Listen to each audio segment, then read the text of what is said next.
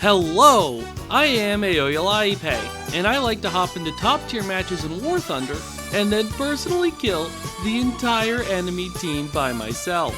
Welcome to my channel. So I have another first for you. I killed a guy so hard in an air arcade match that he stalked me outside of the game for 2 weeks. Yes, this was over one air arcade match. And I just started this channel. I don't even have 100 subscribers yet, and this is the stuff that's already happening. Happy birthday, Aoyalaipe Hunts teams! As of Monday, it will have been a year since I posted that video, which basically started this channel. Thank you, crazy guy, for doing your best to shut me up because it backfired big time. And since then, the channel has grown quite a bit. When I said, Seriously? 94 goddamn subscribers? What the hell, internet? Go fix this. the internet did indeed fix it. Now, as much as I know you guys want to see another random YouTuber being like, woohoo, my channel is awesome or whatever, I know what you guys really want to see is the new Iranian F-14A go on a rampage. So let's hop right into it, shall we? Hey, look, a quintuple kill. So yeah, this here is the brand new Iranian F-14A that just got released a few hours ago, or in a few hours depending on when/where you watch this video. And I'm going to be cleaning out this entire lobby with it. That poor team over there is about to die, the whole thing.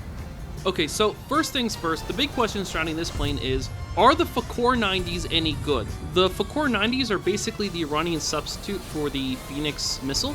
Basically, after selling the F-14 to Iran, America decided one day to stop selling Iran, missiles for their F-14s. So Iran had to go make its own missiles that kind of did the same thing as the Phoenix, but, they could make them themselves. I'm glossing over some history here. They were like hostages and stuff. And the answer is yes, the Fakor 90 is really good. In fact, this plane overall is just awesome, and it is the best F-14 in the game, in my opinion, just hands down. It's better even than the F-14B, despite being at a lower battle rating. Not only are the missiles good, but, and I'll go into more detail in this later in the video, but you know how the F-14s are just kind of known for having just tons of really annoying esoteric crap you have to deal with, like keybinds and like bespoke systems? Yeah, so this plane doesn't really have to worry about all that. Everything works great, especially the TWS mode. It is so smooth, even the super cluttered environment of TTAA. The TWS mode on this thing is so much better than the TWS mode on the F-14A or B in the American Tech Tree, in my experience. You also don't have to deal with that annoying, red square. If you fly an F-14, you know exactly what I'm talking about. Like, the annoying red square, you have to set up 2 different keybinds to deal with, and you can't turn it off by default. I would ask Gaijin to just have an off button for that, but knowing their track record with my requests for off buttons, they'd probably just, make the red square mandatory for all planes for no reason. Not only is it the best F-14, but it is definitely the easiest F-14 to fly, and this lets you focus more on the match and less on all the annoying nonsense you have to deal with when you're flying an F-14. This plane doesn't have annoying nonsense to deal with, it just works. And next things next, I think I speak for all War Thunder players when I say I am just absolutely amazed, speechless, that Gaijin didn't make this thing a premium. Like, they made it an event vehicle, like, you could have sold a ton of this stuff if you just made it a premium that cost like 75 bucks. And it's like not even hard to unlock. Like, you can like casually farm this thing out, or you could have if you did the event. If you didn't start the event, then you're too late. If you start today, I think you still like maybe get like the profile icon or something. There are, however, 3 downsides to this plane. The first is that the radar warning receiver is pretty basic. I mean, it would have been nice to have a better one, but oh well. This plane can do without it because everything else is pretty strong. The second downside is that you only get 60 countermeasures, so you get 30 flares and 30 chaff if you're going on a mixed load.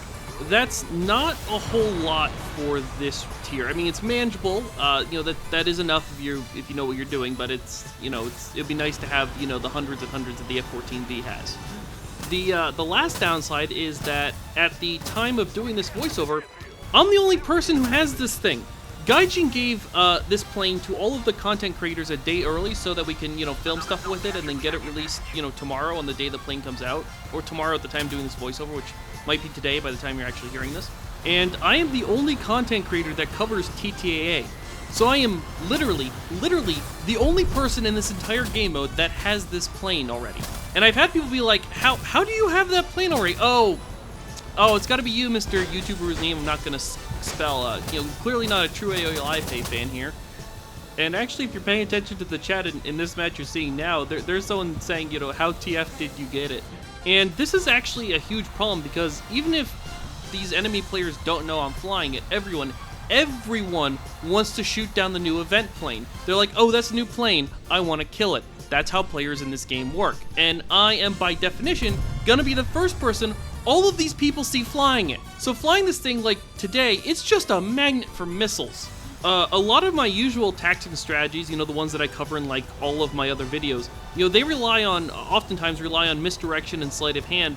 And that really doesn't work if I'm flying around in a giant please kill me sign. And flying around in a public match with a pre-released plane is flying around in a giant please kill me sign. And this thing doesn't have a lot of countermeasures, so the heat is on. It was actually a ton of fun trying to figure out how to kill a team while playing this thing really close to my chest.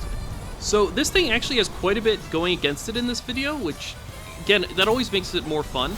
But it's a very, very good plane, and it will get a lot better once a bunch of other people have it too, because then I can go back to hiding in the crowd of Iranian F-14As, like how I play over every other plane. I make sure that no one really notices I'm there until it's too late to save their team.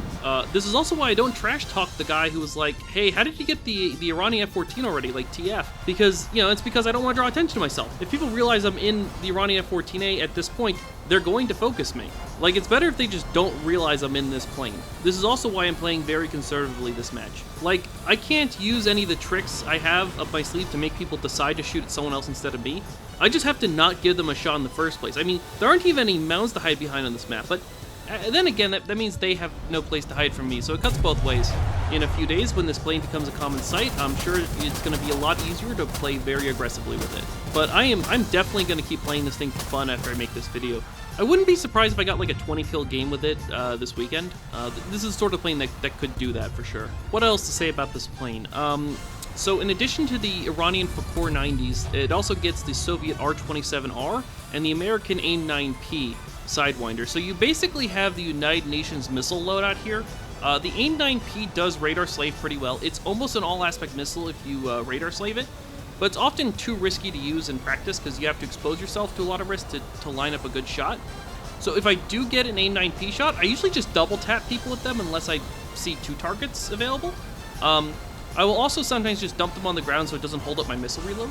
And now that this team is, really, really on the fritz, I do finally start, speaking in chat, and I explain that, I'm Aoyalipe, the guy who hunts teams, for example, your team, which just got hunted, which is a bit of a bummer for him, I guess. In another quick update, you guys remember Rainbow Voldemort? Yeah, it happened again. Yes, that's right, he reached out to YouTube's legal support team and tried, unsuccessfully, to use a fake privacy complaint to get them to take down a video I made that mocked him for reaching out to YouTube's legal support team and trying, unsuccessfully, to use a fake privacy complaint to get them to take down a video I made. I'm not even gonna crack a joke. At this point, it's just sad. I'll link a playlist at the end of this video if you don't know what I'm talking about. But overall, I've had a fun year of making YouTube videos, and I thank you all for watching. If you had told me a year ago that I'd have 30,000 subscribers and change by now, actually, I'm gonna be honest, I would have believed you. I know I'm supposed to say no, but that would be true. This is pretty much exactly what I expected would happen. So there we go, 13-0. If I get a better kill streak in the next day or so, I'll update the thumbnail and post a link to the raw footage in the description. And remember, if you subscribe and ring the bell, you won't need to remember how to spell Aoyalipe next time you want to watch one of my videos.